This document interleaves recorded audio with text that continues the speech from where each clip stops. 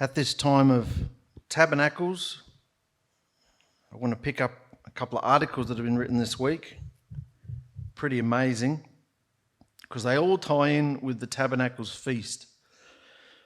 What was instructed in the shadows, what Yahushua fulfilled on earth and in heaven, and what we are to fulfill. And we're going to start by talking about the eternal words through the scroll and the lamb. This is really interesting where we're going tonight. The eternal words. And we're hitting some pretty major ground here, very controversial. A lot of people are up in arms about it online, even though when I read it, I rejoice inside myself. It just seems so crystal clear to me. There's people out there, angry trolls, uninspired people, who cannot see that this is true. Let's go through it and let's hope if you're watching this, you're not one of them, because feel what the Spirit is saying to the assemblies through this. They may not be the words you're happy with. They may not be the metaphoric language or parables that you choose to listen to or spoon feed yourself, but they are the words that Yahusha has given us at this season of tabernacles. So are we going to listen or not? Let's talk about these eternal words. The eternal words today are called everlasting words. Eternal, everlasting. They're called that for a reason. Throughout the generations, the everlasting word has been expressed from Yahuah through the prophets, men of Yahuah, and are preserved as the eternal word of Yahuah. Preserved. They don't change. As we go through the eternal words of Scripture, we should focus on Yahuah, the eternal one.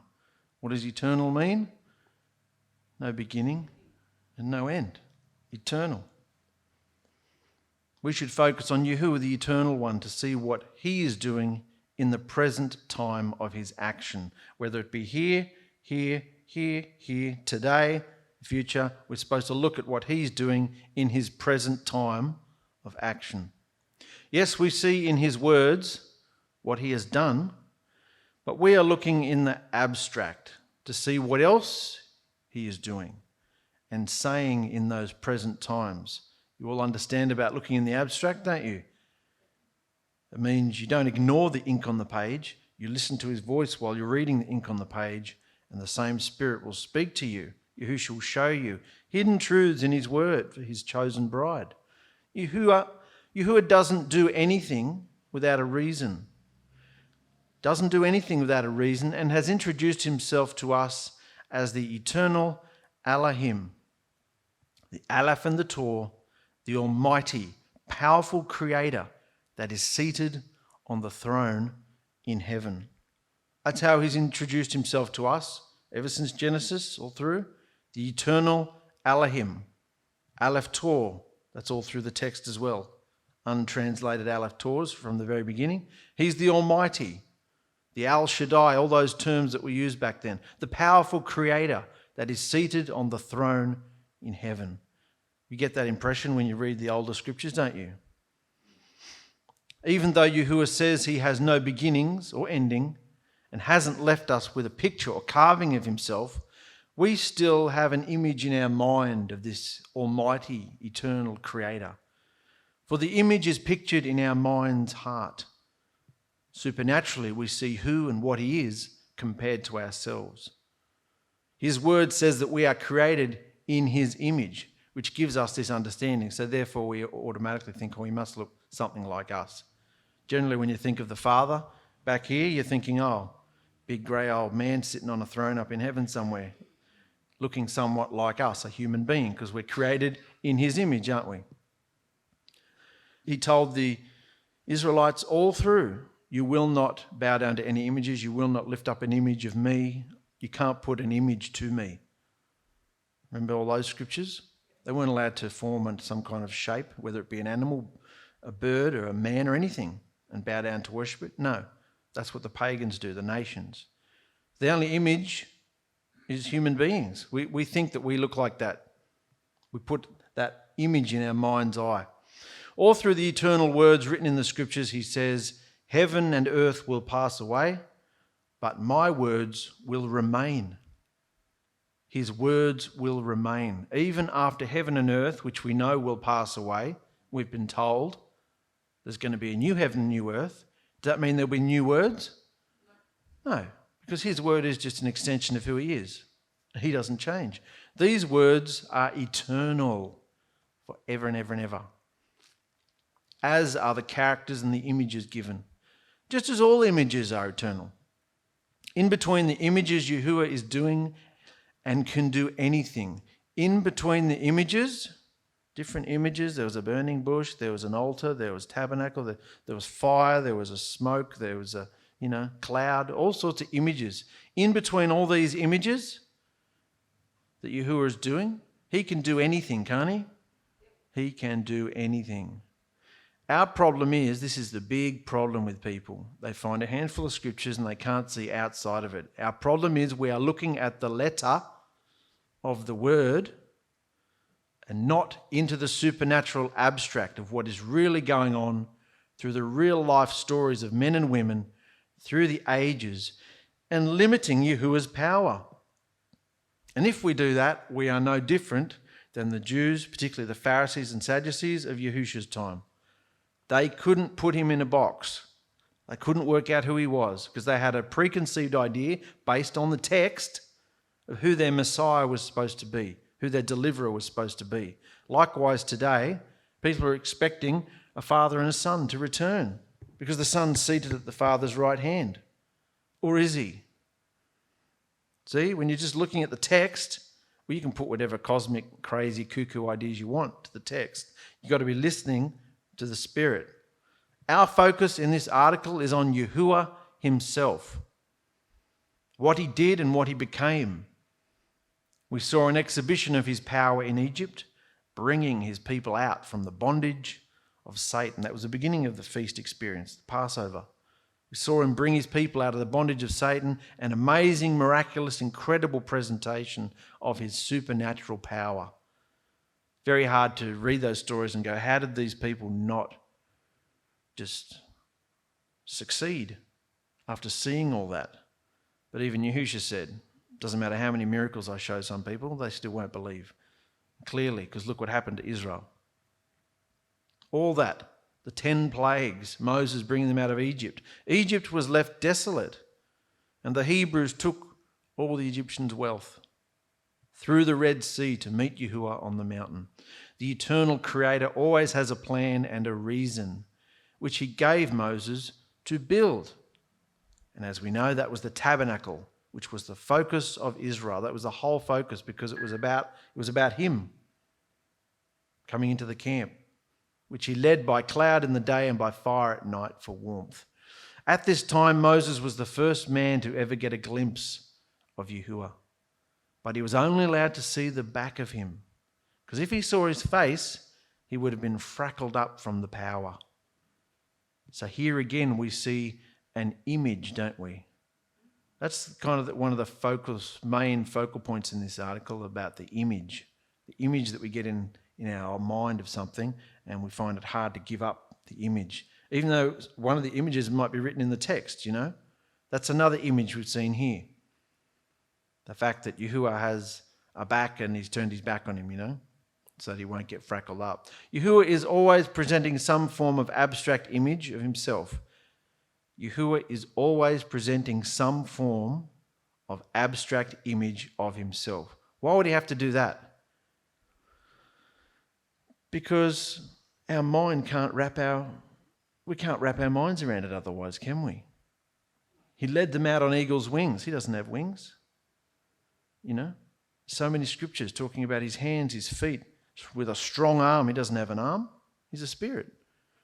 I forget what that word is. Transmorph something. I don't know what it is. Putting divine character, putting human characteristics onto a divine being so that we can just cope because we're so daft, just so we can cope. Yeah? So we need some kind of image in order to relate to him. He's always presenting some form of abstract image of himself. It was never what we imagined and hoped how we were to see him. Always a mind's heart image. Yahuah had planned through his marriage covenant of agreement to change the mindset Israel had from idolatry, all their mega gods and deities, and to a monotheistic worship of Yahuah alone. That's what he wanted. That's what he said. I am Yahuah, your Elohim, I am one. You will only worship me. It's the first commandment. For 40 years of wandering through the desert, he sustained them physically, but he still couldn't change their minds. Even the powerful words of the 10 Commandments could not deliver them or help them. Couldn't change their minds. They were riddled with paganism and the effect of the world, what the nations were doing. They just hungered and thirsted, panted for what the nations were doing, didn't they? Wanted to do exactly what they were doing. A bit like today.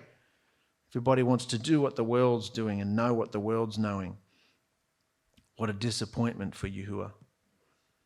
Only 2 people of that whole generation, 3 million plus, were delivered from that generation. And as we know, that was Joshua and Caleb. Bit of a Noah situation there, another Noah situation. How many people were on the ark? 6? 8? 8? I think there was 8. 3 sons with their wives and Noah and his wife. Yeah, that's 8. So there's only 8 people on the whole ark when the whole world was practically destroyed, washed clean. And likewise here, only 2 men from 3 million, only 2 from 3 million made it through. So you see, he only wants the genuine ones, is it? It's not like what religion preaches. There's going to be millions and there's going to be a big movement and there's going to be a huge global church. No, that's all religion. It's rubbish. He just wants the genuine ones. And if there's only a handful, he'll take them. That's the bride. Yahuah is always doing something in the abstract. In the abstract. So a new generation enters the promised land with the 10 Commandments, and Yahuah, their Elohim, still trying to change their minds through battles and wars, worked and worked and worked and worked with his people to set them apart, to make them unique in the world, and his presence with them to change the world. That's the whole purpose of him being amongst them, so that he could be eminent. He could have one nation that shone, to be an example to all the others, because he wanted this nation, Israel, to affect the whole world. He didn't just want Israel, he wanted the whole world. This is an example of what I can do if I'm in your city, in your camp. This has always been the plan. The Jews, following his eternal words, would be a witness to the world and reveal their Elohim as the only living creator and deity. The plan has never changed because it's the eternal words. The plan has never changed.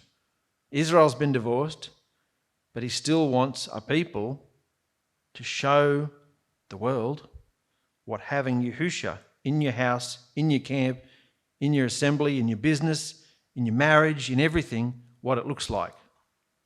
How's the bride doing so far? Do you see many living examples of that? That's where the bride's at. That is where the bride is at.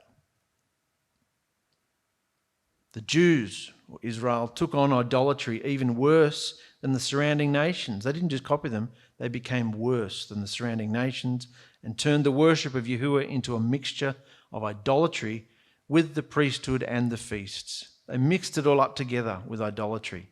That's what we see today. And every religion's taken a little bit of it. The Jews, the Christians, the Muslims, all of them. They've all taken a little portion of everything that went on here that was pure, that got turned and churned together with paganism and idolatry. And now everybody just declares that their one is the right one. No, our one isn't religious, no. Yahuah tried and tried and tried to work with them, but they became a completely abomination to the eternal words by constantly breaking the covenant agreement. We should always be watching Yahuah and what he is doing. Always watching Yahuah. At this stage, he divorced the Jews. Some people don't even believe that. The scriptures that say it. I wrote her a letter of divorce. There's big, grand, way that he left the temple. It's in Ezekiel. Such melodrama and such grand, dramatic performance as he left. He took his spirit from the temple, never to return again. People don't even believe it. He divorced the Jews, destroyed their city, and sent them into slavery. From this point on, there were 400 years of silence from any supernatural eternal words coming to his people, bar a few prophets here and there. Nothing like that fire coming down on the temple. Nothing. So again, watching what Yahuah does in his eternal words plan, which always prophesied the coming of Messiah, even back in the garden at the earliest point, when they'd sinned, he said, don't worry, I'm going to raise up a seed, the seed of your, I forget how it goes, the seed of the woman will stomp on the head, something of the snake, all that. Remember that one? So even back in Genesis, all the scriptures are prophesying the coming of Messiah. Looking at the abstract, we have to ask ourselves if this is the eternal plan. Is this the eternal plan? And if it is, then what is Yahuah doing with Messiah? What is Yahuah doing with Messiah? He appeared at the center of the world stage, Jerusalem, which was rebuilt for the entrance of his ministry. That's why it was rebuilt. The temple and everything was built for his ministry, so he could use it as a prop to show what the temple was supposed to do, and it's not. His ministry lasted for 3.5 years. Messiah gave new eternal words to be added to the mindset of Israel. New eternal words to be added to the mindset of Israel. But was it contradicting what he'd said before? No. Just summarizing bits. Parables. Metaphors. He gave new eternal words added to the mindset of Israel and the nations, and he chose 12 apostles to further his ministry to the Gentile nations. Further the ministry. Yahuah is always doing something in the abstract. Here we see, through Messiah, another eternal word covenant given, and that's the new covenant. How many times did he speak about the new covenant? People don't even believe that. Now it's a renewed covenant. Oh, how convenient for you. How convenient to go back to the shadows and the dead works and the dead without needing the Spirit to energize and bring it all into a living behaviour. How convenient. He gave us a way to open the portal of communication again between him and mankind. You can't open the portal. It's like a password. Open sesame. His name is the password. If you don't get his name right, if you don't even have his name, you don't have access to the open portal of communication, which was the whole point of the garden. He made that way open again. Yahuah used his son, the Messiah, to do many miracles, overwhelming, incredible supernatural miracles, representing here again the Son working with the Father images. Images, remember? The image isn't the truth of it all. The image is just what he's portraying at that particular time. He's not a tree, is he? Yet he appeared as a tree that was on fire. He's not fire, is he? It's how he appeared. He's not smoke. He's not clouds. Yeah? He's not only a man. He's not a father and a son, is he? That's how he appeared. That's the image he gave. Back here he didn't give a father and son image, did he? Just a father image, creator image. Now, at this point in history, he's revealing himself through a father and son image, revealing what Yahuah is really doing. Messiah even said, I am in the Father and he is in me. We are one. So they're one. How can a father and a son be one? That's two, isn't it? How can it be one? Well, because he can do anything. He's giving forward an image. Because if he came as the son, all grand and victorious, or if he just came as the father and said, kneel, I am the king, I am the creator, you kneel before me, that's not, then all his disciples would be going out going, kneel, kneel, I'm this. That's not a right behaviour to copy, is it? He came as a servant. He came as the son, pointing us to the Father, because that's the behaviour he wanted us to have. It's all about behaviour. He said, I am in the Father and he is in me. We are one. Why would he say it this way? We need to look at what Yahuah is doing with Messiah. Messiah always prayed to the Father, didn't he? Always included the Father in everything. Wouldn't accept any credit for himself. I'm just bringing my Father's word. It's not my word, it's my Father's word. The epitome of humbleness. What is Yahuah showing us that Messiah is doing? There are many scriptures where Messiah gave us a mind-heart image of his Father, a new image to put in our minds. He even said, "Why do you ask me? Have I been with you this long? Why do you ask me to see the Father when I've been with you this long? I am the Father. I am in him. He is in me. We are one." Can't get much simpler than that. On numerous occasions in the eternal word, he claimed that he was Elohim. As we have our eye on Yahuah, what is he saying to us here? The Jews, Israel, murdered him. All the apostles and assemblies were eventually scattered so that the ministry and the works were made null and void. But Messiah told us that where two or more are gathered in my name, I am in their midst. His presence left the assemblies and hasn't returned for the last 2 centuries, has it? 2 millennia, that should say. 2 millennia. 2,000 years. We gave the account of what Messiah did.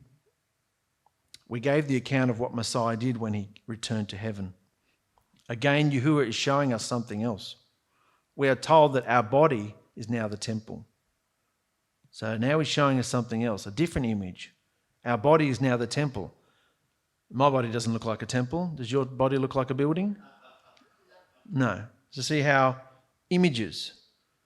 But because he rebuilt the temple through Ezra and all that, and he used it as examples all the time, you think that's amazing, tear it down, I'll rebuild it in 3 days. Well, what did that say? What did he tear down and rebuild in 3 days? Himself. So he used it all as images. So now he says our body is now the temple. And Yahuah has given us many images to look at of what he is planning to do with this earth. Revelation's full of it. In these visions, images, Yahuah has revealed Messiah as a tortured lamb. Now we've got a different image. An image of a tortured lamb that's been slain coming to the throne. At this time, no one in heaven or earth or under the earth could open the scrolls. Remember the scrolls? 7 sealed scrolls? And John wept greatly because of this fact. Not even Yahuah the Father, who's sitting on the throne, could open the scrolls. Here again we have images. Images. These are dreams, abstract visions of Yahuah showing us something. The most hilarious thing is that there are so many books and commentaries on Revelation written by people that do not have Yahusha's spirit, not even immersed in his name. How could you possibly understand that book, any of the books really, any of the 66, but particularly that one? It's so cosmic and crazy, isn't it? How could you piece it together and get any kind of truth from it if you don't have the spirit that wrote it? You need the abstract inspiration. What he is showing us is that the Lamb approached the throne and took the scroll from the hand of him that was sitting on the throne. Because we never saw who was on the throne, did we? It was just big lights and emerald rainbow and just fire and lightning and thunder coming from the throne. We never actually saw the image on the throne. Again, this is a visionary image of only a hand. Another image we saw where John turned around to look at the voice that was speaking to him. Another image was the image of the Ancient of Days with white hair and flaming eyes. It's all symbolic. All symbols, see? It's not what we were told. Like Adam was created in the image of Yahuah. That's just easy, isn't it? Okay, Adam was created in the image of Yahuah. We kind of know what Adam would have looked like, a human being. He might have been a lot more glorious back then than what we see human beings today, but still, we know what a human being looks like, don't we? So it's a bit easier back then, an image. But in Revelation, we're seeing all these fire and lightning and hair and flaming eyes and Ancient of Days, but it's just an image of power. That's the thing. It doesn't have to be confusing. It's just an image of power. It's all types and shadows and images. Why do you think Yahuah is showing us this? Why doesn't he make it easy? Why are there so many different ways to interpret this? You ever thought of that? Why didn't he just say it straight? Because why didn't he say his parables straight? Because he couldn't reveal what he needed to those who didn't believe or understand. That's right. exactly right. And back in his time, he wasn't ready to die yet. He wanted only to be revealed to the secret, those who had the heart for him. Why do you think Yahuah is showing us this? When the Lamb took the scrolls, each scroll showed us what was going to happen to the earth, which you can read in Revelation. But before this, the Lamb cleansed the temple, cleansed the earth with his blood. Cleansed the temple, cleansed the heaven with his blood. Booted Satan and his fallen angels down to earth and sealed up the breach between heaven and earth. Sealed it up. That's why Satan's so angry. He can't get back in there. Scrolls were a series of disasters to come on this earth and will intensify towards his coming. That's what this open book was, this open scroll was. It was the completion of his living word. And what did his living word always say? Do this and live. Don't do this and die. So Revelation is the completion and culmination of what's going to happen to those who are doing it and to those who are not doing it. Blessings and curses. Deliverance or judgment. That's what this book is. The scrolls were a series of disasters to come on the earth, and it will intensify towards his coming. Getting back to what Yahuah is showing us, we know that the Messiah became a new creation, a new creature, didn't he? One who had never existed before. He was the firstborn of a new creation and the first fruit, one that he told us to follow him and become what he is. And we can attain this through the feasts of our redemption. We ask ourselves, when did Yahuah change and become a new creation that he wants us to be like also? When did he change? The many eternal words from Messiah express to us that he himself was Elohim. It's stated in many places that Yahuah became Yahusha. Yahuah became Yahusha. Have you noticed that we have been using the term Messiah instead of Yahusha here? We all know the name of Yahusha, which has actually become powerless today. Did you know? I had to read that a few times, that sentence. The name Yahusha has become powerless today. How could it become powerless if it is the password, if it is the key of all knowledge, Yahuah, Son Yahusha, our source of deliverance? How could it become useless today? Satan's control. Because of what religion's done. People read all the scriptures with the words God and Lord and Jesus in them. They read all these scriptures, and then they come into some form of truth, and then they take all the same stories and just change the names in their head. So they think and associate the same stories, same message, same good news, same everything, and then they just switch the name. So it doesn't have any power because they don't actually know what really happened. The name of Yahushua has become powerless, which is sad. So how do we bring it back? To bring back Yahushua as powerful, we have to understand, we must understand what Yahuah did and where he became Yahushua. Through the Spirit, the reasoning we have received is that when Yahuah took on flesh, because he had his own blood and not Mary's, remember we went through all that? He had his own blood, not the blood of the woman. This is the only way he could be born sinless. It had to happen at his conception within Mary by the Spirit of Yahuah. So we concur through the Spirit. Don't forget this is through the Spirit.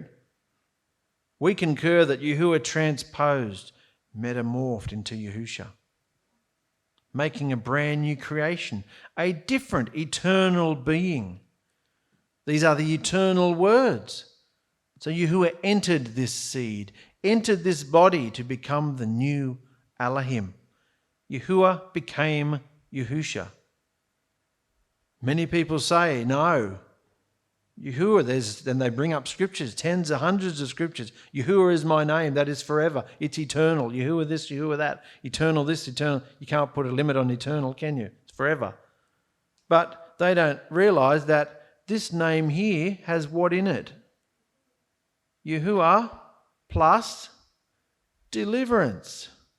So it's actually, if you just want Yahuah and don't want deliverance, well, that's a bit stupid, isn't it? Because without Yahusha, you ain't got no deliverance, love. No deliverance. So Yahusha is the name to call upon Because when you call on the name Yahuah, you are not calling on deliverance, are you? But when you call on the name of Yahusha, you are saying Yahuah plus deliverance. You need to understand that. All through the Revelation we see Yahuah said this, Yahuah and the Lamb said that. Yahuah said, Yahuah said, him and Father are one. We see all these scriptures all through. And then he said in Revelation 22, I, Yahusha, have sent my messenger John to witness to you in the assemblies. Well, what are we? An assembly. He's reviving, pumping the life back into his assemblies again. There are genuine believers scattered all over the world who have been through hell, like we've all been through hell coming out. There are lots of people that have been through that experience. They don't want to comment much. They don't want to share much. They're still, a lot of them, devastated still, like we have been. But Yahusha is starting to, only just now, start reviving his assemblies, saying it's safe. Come back to one another. Start talking to one another. Yeah? Don't just go out there with your chest out and with a sign out saying Yahusha this in the world. Of course, you'll get probably shot. So, but be clever. Come together with one another for encouragement. Don't be alone. It's not healthy. He that bears the witness of these things says, yes, I am coming speedily. Amen. Yes, come, Master Yahusha. The favour of our Master Yahusha Messiah be with the believers. Amen. You notice here it is revealed that Yahusha is coming alone. Come speedily, Master Yahusha. Yeah, it's not talking about Yahuah, is it? And these are the last verses in Revelation. Notice how it's revealed that Yahusha is coming alone, not Yahuah. So we understand that Yahusha is Alahim. There's only one seated on the throne. Whenever it says on the right hand, it's talking about all authority. It talks about the firstborn and the blessings all through there. It's talking about the Son with the most authority. He sat down in the authority of his Father. That's what it means. Got to have the abstract understanding. He changed and became a new being, which he wants the same for us, to become a new eternal being. The same seed that he sowed in Mary, he sowed in us to transform us into a new being. The name Yahuah has been kept all through Scripture because Yahusha showed us how to honour the eternal words. He didn't want to teach us arrogance. He didn't want to teach us royalty or pride, how to, demand respect and demand this or whatever. He wanted to teach us how to honour the Father, honour the eternal words. It's all about behaviour, isn't it? It is all part of the history of the world. And due to respect of this statement, Yahusha revealed himself at the very end of Revelation, showing us that he is the only one coming. Yahuah morphed into a body that was prepared for him. Changed into flesh. He morphed into a body that was prepared for him, changed into flesh, became the image we all understand. We can understand Messiah image, can't we? He was a man. We can relate to that image. Can't relate to a bush. Can't relate to an altar, a fire in the sky. No one can. It's hard. A man, you can relate to that. We understand.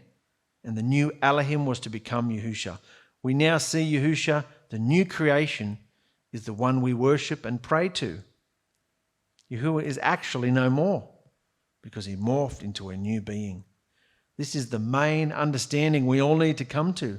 If we want eternal life, we need to prepare ourselves by having the behaviour Yahusha had taught us to become the new being, the changed metamorphosis in the twinkling of an eye when he appears. So a vital point, did you all understand that? The metamorphic process. A vital point to remember is that when the Lamb came to the throne of Yahuah, he actually stood in the midst of the throne, taking his rightful place as Yahushua Elohim. If anybody out there is finding this hard to swallow, then read it. Ask Yahusha to reveal it to you and read the scriptures again with this understanding. It's in the text, but it's in the Spirit. Ask him, he will reveal it to you. Because if we were putting this out and it was rubbish, we'd be getting flogged. Because I'm not interested in putting out false propaganda, are you? No. So we'd be getting severely punished if this was wrong. That's how we know. Interpret this how you will, but in the midst means the central position, right in the middle. These words are now out in the airwaves for whoever will see them as the opportunity to make up their own minds. Lots of love from the behaviour revolution. What do you think of that?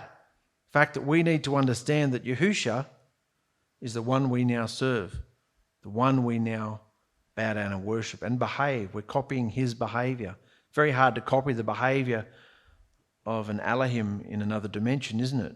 He left us instructions, the 10 words, all sorts of things, yeah. But it's very hard to relate to somebody like that. And that's how he wanted it. If he wanted it any different, he would have given them his Spirit. But what would his Spirit have done back then? Frackled them up. His Spirit came and made this all alive in them. The disciples had no problem receiving this information. They were trying to help people get from all this older teaching into the new. They're trying to help them. Say it's not different, it's continuing on. Yeah? So he's talking to his assembly tonight. He's been talking to all of us the last couple of weeks. What he wants in our lives, what he wants in our homes, our businesses, our relationships. He's been telling us all what he wants. That's what feast times are for. The trumpet is blasting through the assembly, telling us that he's judging his assembly now, judging his bride. And it's time to come together and repent. That's the whole point of the assembly, a place where you can come and you can repent and make it right with Yahusha and get clean, because this isn't going to happen. His message isn't going to happen properly. His word isn't going to come forth. We are not going to be the shining example if we don't get clean, are we? We need to be clean. So that's the message tonight, brothers and sisters. If you want to come for prayer, the altar is open.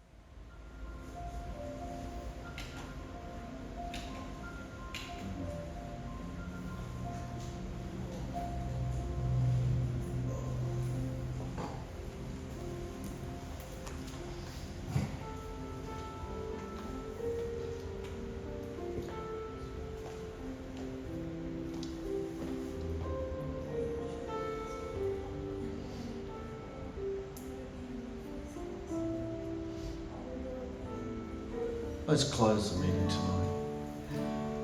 You're crowned through the portal on our hearts. Yahusha, you're crowned with many crowns. Abound, keep on setting us apart.